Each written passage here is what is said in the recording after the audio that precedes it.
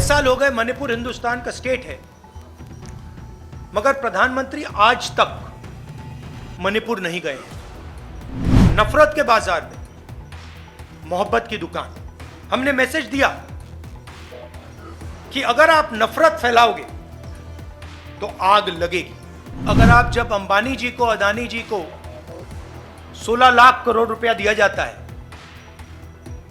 तो मीडिया में कोई नहीं कहता कि ये फ्री की योजना है, तब आप कहते हो विकास की योजना है, क्योंकि आप अदानी को फ्री नहीं बोलते हो। और जब हम किसानों का कर्जा माफ करते हैं तो कहते हैं फ्री।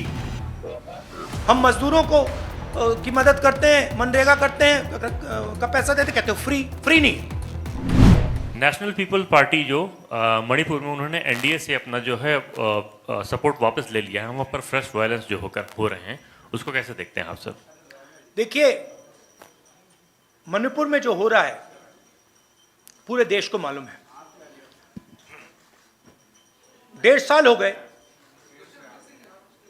1.5 साल हो गए मणिपुर हिंदुस्तान का स्टेट है, मगर प्रधानमंत्री आज तक मणिपुर नहीं गए हैं। और मणिपुर में मैं गया हूं, मैंने अपनी आंखों से जो हो रहा है देखा है। हमारी पूरी सपोर्ट है। हमने सरकार को कहा है कि जल्दी से जल्दी हिंसा को बंद कीजिए, मगर नहीं हो रहा है। और इसमें वेस्टेड इंटरेस्ट किसी का तो है। होम मिनिस्टर जी को अपना काम करना चाहिए, मगर किसी ना किसी कारण होम मिनिस्टर अपने काम में इंटरेस्ट नहीं ले रहे हैं। मगर जो मणिपुर में हो रहा है पूरा देश जानता है बिल्कुल गलत हो रहा है, और हिंसा को एकदम वहां पे बंद होना चाहिए। और एक बार फिर शांति आनी चाहिए। और जो मैंने कहा भारत जोड़ो यात्रा में, जो मैंने कहा 4000 किलोमीटर हम चले, कन्याकुमारी से कश्मीर, नफरत के बाजार में मोहब्बत की दुकान। हमने मैसेज दिया कि अगर आप नफरत फैलाओगे तो आग लगेगी। और बीजेपी के लोगों ने नफरत फैलाई है और इसीलिए आग लगती है। आग को सिर्फ कांग्रेस पार्टी मिटा सकती है, क्योंकि हम मोहब्बत की बात करते हैं, भाईचारे की बात करते हैं, और हम नफरत को मिटाते हैं। और भाषण में मैं कहता हूं, नफरत को नफरत नहीं हरा सकती है, नफरत को नफरत से नहीं काटा जा सकता है। इसीलिए हम कहते हैं मोहब्बत की दुकान खोलेंगे। SRP Mukesh, Times of India.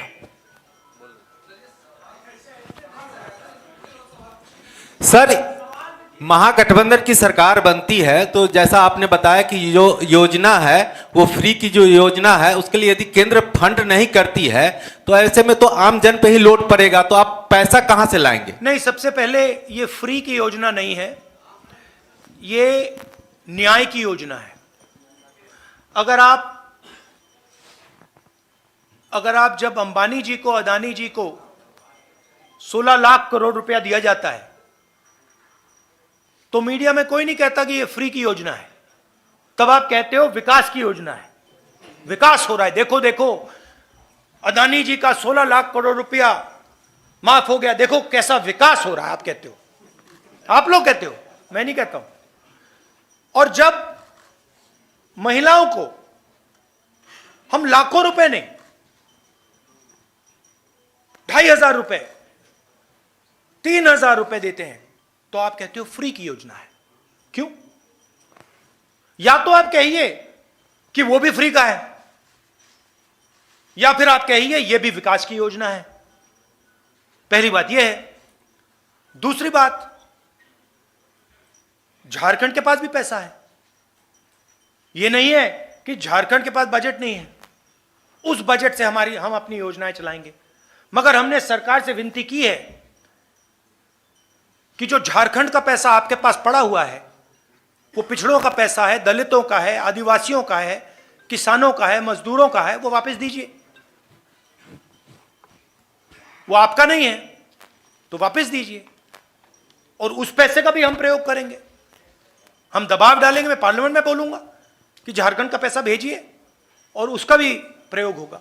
मगर ये जो आप कहते हैं फ्री की योजना, ये गलत शब्द है और मैं इसको सच बोलूं तो थोड़ा डिसरिस्पेक्टफुल है, क्योंकि आप अदानी को फ्री नहीं बोलते हो और जब हम किसानों का कर्जा माफ करते हैं तो कहते हैं फ्री। हम मजदूरों को की मदद करते हैं, मनरेगा करते हैं का पैसा देते, कहते हैं फ्री। फ्री नहीं है। आज आखिरी दिन है प्रचार का, और अगर बात करें बीजेपी की तो बीजेपी का पहले नारा था बटेंगे तो कटेंगे। अब एक नया नारा आ गया, एक रहेंगे तो सेफ रहेंगे।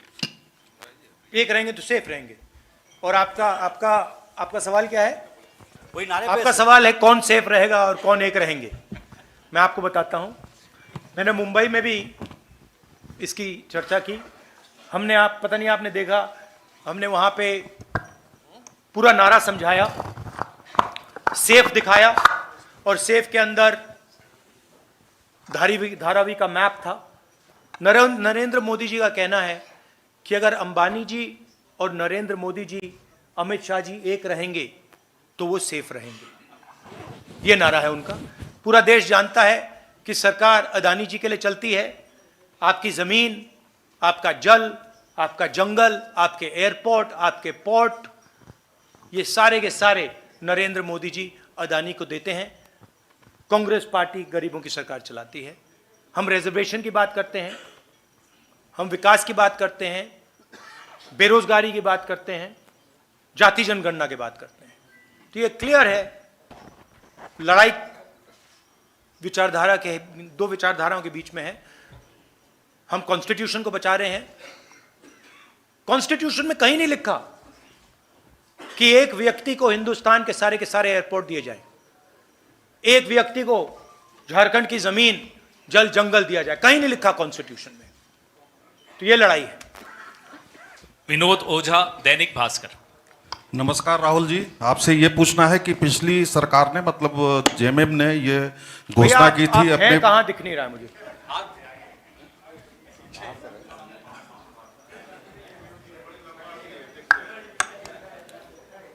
ये सबसे लंबे। ये झारखंड सरकार ने मतलब हेमंत सोरेन जी ने पिछली बार वादा किया था कि हम 5 लाख युवाओं को नौकरी हर साल देंगे। लेकिन इस मामले में और मामले में उन्होंने काफी काम किया है, इसमें दो मत नहीं है, लेकिन इस मामले में वो बिल्कुल ही पीछे रह गए, जबकि 5 साल का ये अच्छा नहीं कहूंगा कि बिल्कुल पीछे रह गए हैं, काम हुआ है, मगर अगले 5 साल में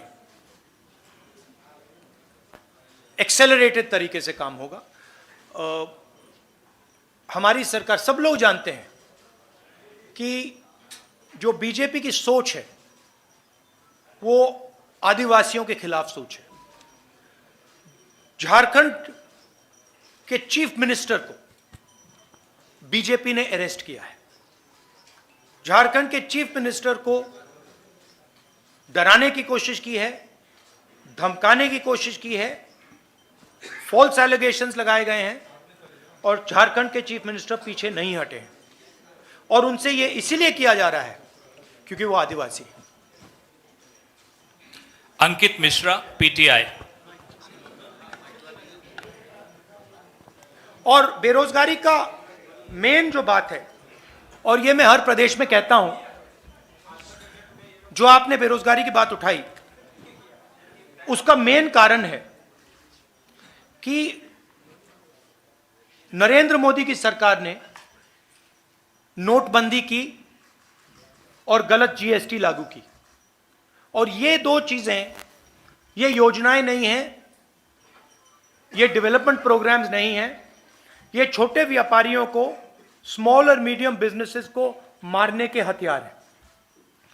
और ये नरेंद्र मोदी जी ने इसलिए किया है क्योंकि जो छोटे बिजनेस वाले हैं, छोटे व्यापारी हैं, स्मॉल मीडियम बिजनेस वाले जो इनोवेशन करते हैं, जो रोजगार देते हैं, वो खत्म हो जाएं और अदानी, अंबानी जैसे अरबपति चाइना का माल हिंदुस्तान में बेचें। तो ये नेशनल लेवल में इशू है।